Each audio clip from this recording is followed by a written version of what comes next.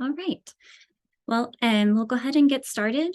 My name is Emily Pierce, and I work in administration and finance.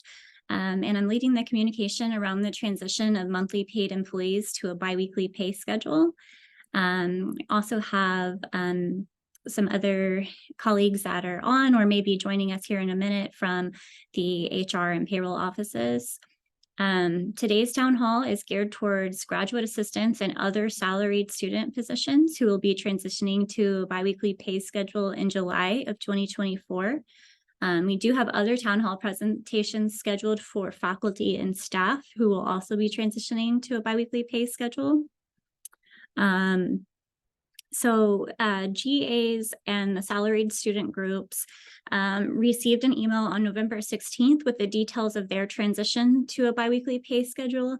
And we also presented this information to the Graduate Student Senate at their meeting on November 16th. So today I'll go through a timeline of the transition, just other information surrounding the transition, things to be aware of. And then we'll also review some resources that are available to this group of employees. And then I'll open it up for a Q&A at the end. So GAs and other salaried student positions will transition from a monthly pay schedule to a biweekly pay schedule on July 1st of 2024.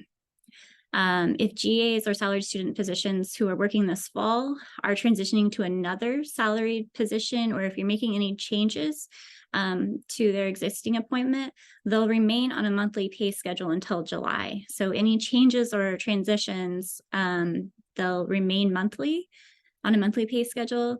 But if there's a new GA or new salaried student hired November 4th, 2023 or later, they'll be hired in as a biweekly paid employee.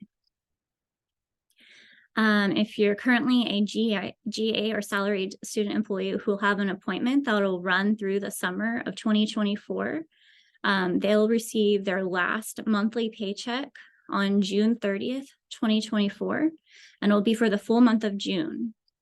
So on July 1st will be the first day of their first biweekly pay period, and they'll receive their first biweekly paycheck on July 26th for July 1st through the 12th. So I've got this calendar up here to kind of help illustrate that. So this is the first biweekly pay period, July 1st through the 12th. And biweekly pay pays 2 weeks in arrears. So they'll get the paycheck for the 1st through the 12th on July 26th. And then again, they'll start another biweekly pay cycle on July 13th. That'll run through July 26th, and they'll receive that paycheck on August 9th. So for those GAs or salaried student employees that will be on a summer leave of absence or are only working during the academic year, you'll receive your last monthly paycheck in May for about half a month of pay that you're accustomed to receiving. And just please note that's for, GTAs who appointments get put on leave on May 16th. If you have other arrangements with the department where maybe you're working through the full month of May, you're going to want to check in with your hiring department to determine your last paycheck or if you have any questions. When you go on leave on May 16th and you return in August, or at the beginning of the fall 2024 semester, your first biweekly pay period is going to start on August 10th for the academic year. And you'll receive so we've got August 10th, that runs through August 23rd, is 2 weeks. And you'll receive your first biweekly paycheck for the fall on September 6th. Okay, and then work another couple of weeks and then get paid again on September 20th. Okay. So I do want to specify that the August 10th date, it correlates is just with the payroll cycle. So it does not impact your working days or the arrangement that you have with your hiring department on when you're to report to work. If you have questions about your work assignment or when you're supposed to report to work, then you should contact your hiring department or your direct supervisor. So I mentioned earlier, biweekly payroll is processed 2 weeks in arrears, which means that you're paid every other Friday for the 2 weeks of work prior. So that means that there's 26 biweekly paychecks during the full calendar year. There are 20 biweekly paychecks during the academic year, or 10 pay periods in the fall and 10 pay periods in the spring.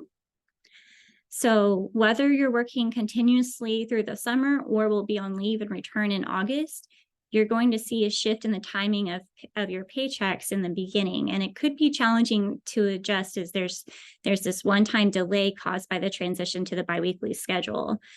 So in July, when you're expecting to receive a full monthly paycheck for the whole month of July, that's going to feel a little different, because what you're going to see instead is you're going to see a paycheck on July 26th for 2 weeks of biweekly pay. And then you'll receive another paycheck for 2 weeks on August 9th. So kind of pros and cons on that specific situation. One great thing is that you're receiving paychecks more frequently and you're getting a paycheck sooner, but it will be for less than you're expecting. So by July 31st, you're going to still be waiting for that other piece of your paycheck. Okay. So, so you're basically going 2 weeks between paychecks instead of 30 days like you're used to right now.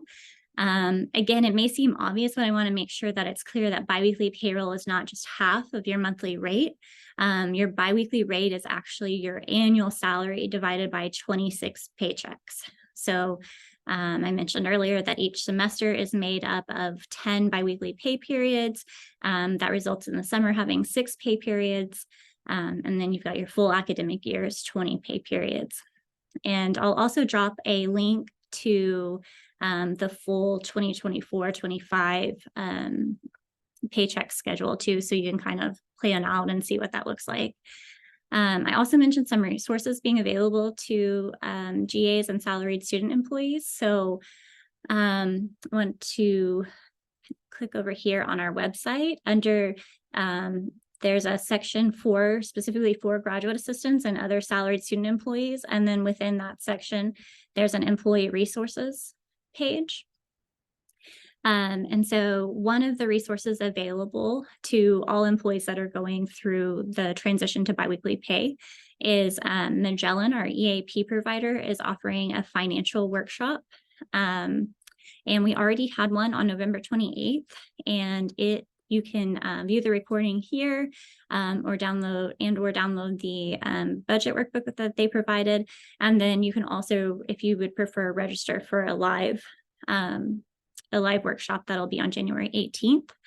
That just kind of might, help employees that are just needing some extra help or wanting some extra tools to help with their personal finances or budgeting planning.